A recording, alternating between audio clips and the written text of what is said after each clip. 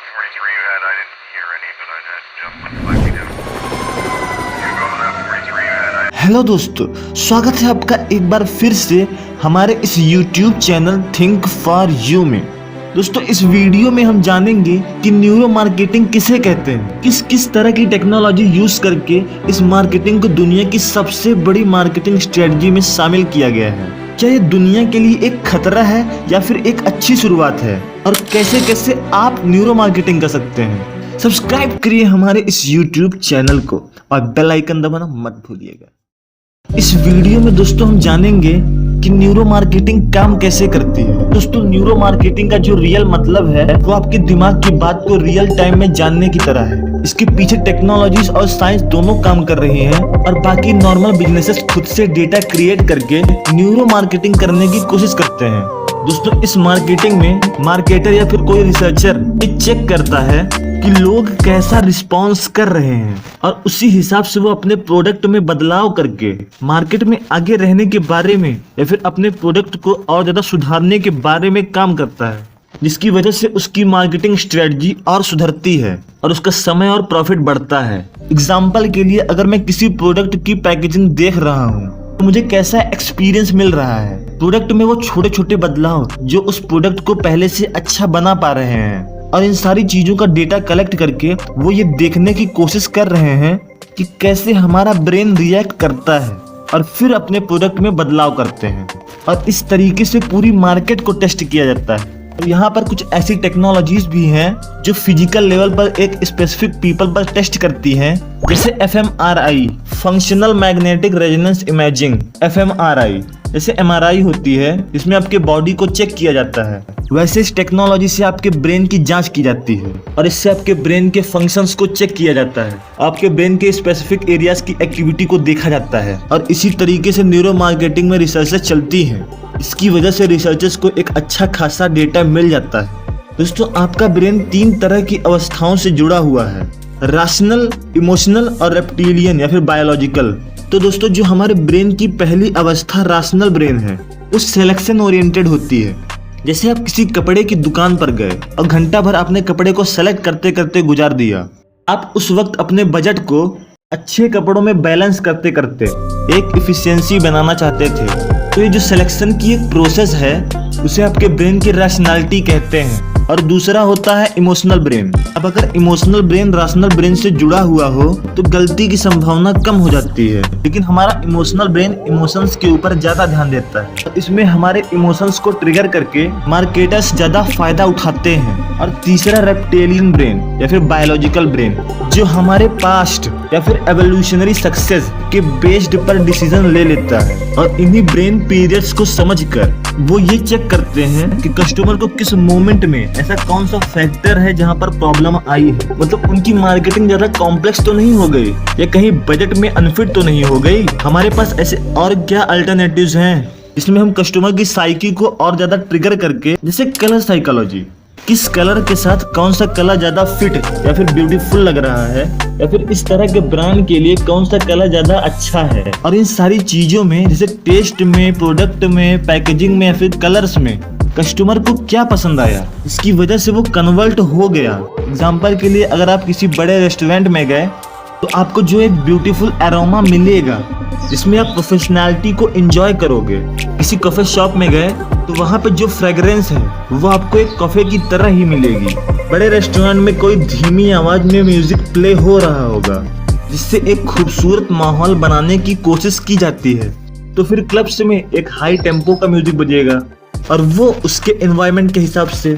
अगर आप कहीं योगा प्रैक्टिस करने के लिए गए हैं तो आपको एक नेचुरल म्यूजिक सुनने को मिलेगा, और इससे वो कस्टमर के एक्सपीरियंस को और भी ज्यादा अच्छा करना चाहते हैं, जिससे कस्टमर ऐसी जगहों पर बार बार जाता है। लेकिन बहुत सारी जगहों पर, लगभग शुरुआती धंधों में, लोग इन तरीकों को नहीं सीखना चाहते हैं। मतलब अपने काम के हिसाब से वो ऐसा क्या कर सकते हैं जिससे वो बाकी सबसे थोड़ा सा यूनिक हो।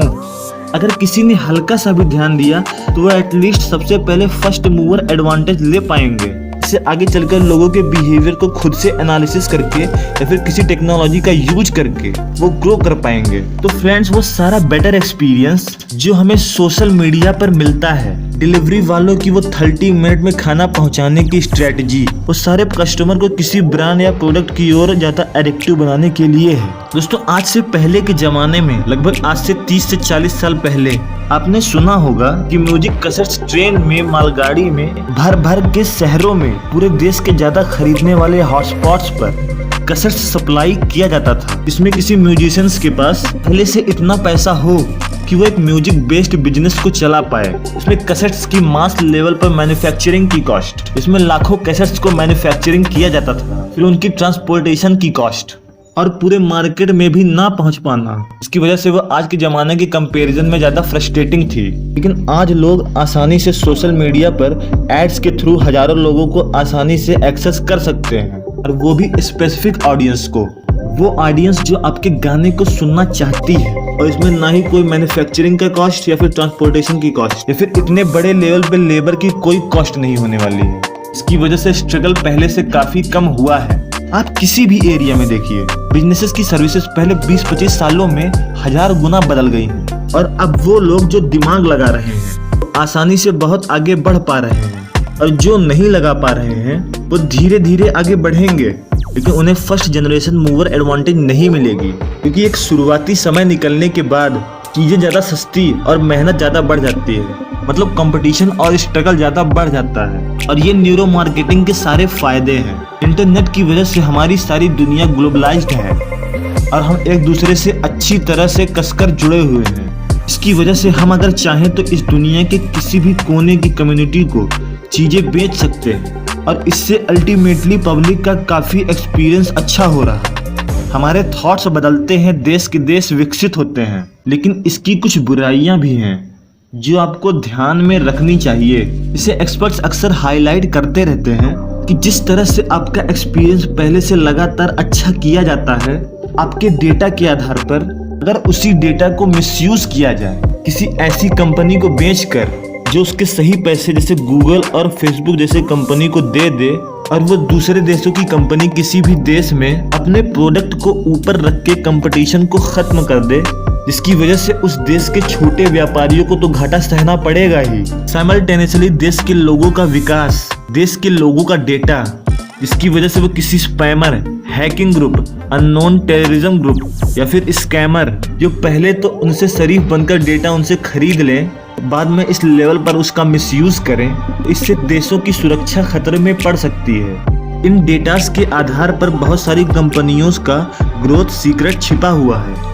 एग्जाम्पल के लिए नेटफ्लिक्स ने पिछले कुछ सालों में दुनिया में एक एक्सपोनेंशियली ग्रोथ को हासिल किया है, जिसमें वो लगातार कंटेंट मार्केट रिसर्च के अकॉर्डिंग ही बनाते हैं, और पूरी मार्केट में हॉलीवुड से लेके बॉलीवुड तक सबको पिछाड़ दिया है, बस न्यूरो मार्केटिंग करके।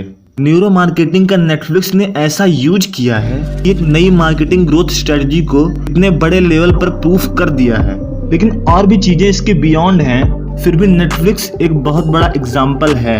लेकिन अगर नेटफ्लिक्स भी उन्हीं मार्केट रिसर्चेस बेस्ड डेटा का मिसयूज करने लगे, लोगों के जज्बातों का फायदा उठाकर एक हेटनेस की लहर, या फिर जिस तरह से फेसबुक अपने फेक मिस इन्फॉर्मेशन को कंट्रोल नहीं करना चाहता है, तो इसकी वजह से दुनिया का माहौल काफी गंदा हो सकता है, और एक तरह की कम्युनिटी से दूसरी तरह की कम्युनिटी काफी नफरत कर सकती है। या फिर आजकल की कंडीशंस के हिसाब से आप जानते हैं कि टेक्नोलॉजी न्यूरो मार्केटिंग के बेस्ड पर किस तरह से दुनिया को कंट्रोल कर पा रही है, उनके मुंह से निकले हुए शब्द या फिर उनका बिहेव डिसाइड कर पा रही है। अगर ऐसी कंपनियां चाहें तो न्यूरो मार्केटिंग से इस दुनिया की समस्याओं पर एक साथ मिलकर काम हो सकता है। जैसे आप अगर एक कम्युनिटी को शिक्षा के क्षेत्र में, रैशनैलिटी के क्षेत्र में आगे बढ़ाएं, तो एक साधारण इंसान भी एक महान इंसान बन सकता है, क्योंकि उसे लगातार उसी तरह की दुनिया ही दिखाई जाती है, और मिस इन्फॉर्मेशन की वजह से वो एक खूंखार दरिंदा भी बन सकता है। नॉर्मली लोगों को लगता है कि कहीं हमारा पैसा ना कोई चोरी कर ले, लेकिन यहाँ पर सब कुछ आपके अटेंशन पर डिसाइड होता है। आज के डेट में इंडिया में सारे एड्स टीवी पर, यूट्यूब पर या फिर किसी वेबसाइट पर, अमेज़न पर किन लोगों ने पहले क्या रिसर्च किया है या फिर क्या खरीदा है, उसी के बेस पर दिखाया जाता है। इससे केवल स्पेसिफिकली उन्हीं चीज़ों की बिकने की पॉसिबिलिटी बढ़ जाती है। कंपेयर करेंगे सड़कों पर जो बैनर लगे होते हैं, उन्हें ज़्यादातर वो लोग देखते हैं जिन्हें उस बात से लगभग कुछ नहीं लेना देना होता है, लेकिन सोशल मीडिया पर बस जिसे वो प्रोडक्ट चाहिए उस पर ही पूरी ताकत लगाई जाती है, जिसकी वजह से ऑनलाइन कंपनीज ऑफलाइन कंपनीज की तुलना में मल्टीपल टाइम्स ग्रो कर जाती हैं और इसे ही न्यूरो मार्केटिंग कहते हैं। दोस्तों आज की वीडियो में इतना ही। अगर आपने हमारी पिछली वीडियोस को नहीं देखा है तो ज़रूर देखिए। मैं हमेशा ही ऐसे इंटरेस्टिंग टॉपिक्स पे वीडियो बनाता रहता हूँ। सब्सक्राइब करिए हमारे इस YouTube channel think for you को, और अगर पसंद आई है ये वीडियो तो शेयर करिए, लाइक करिए, और दोस्तों इस वीडियो को पूरा देखने के लिए आपका बहुत बहुत धन्यवाद।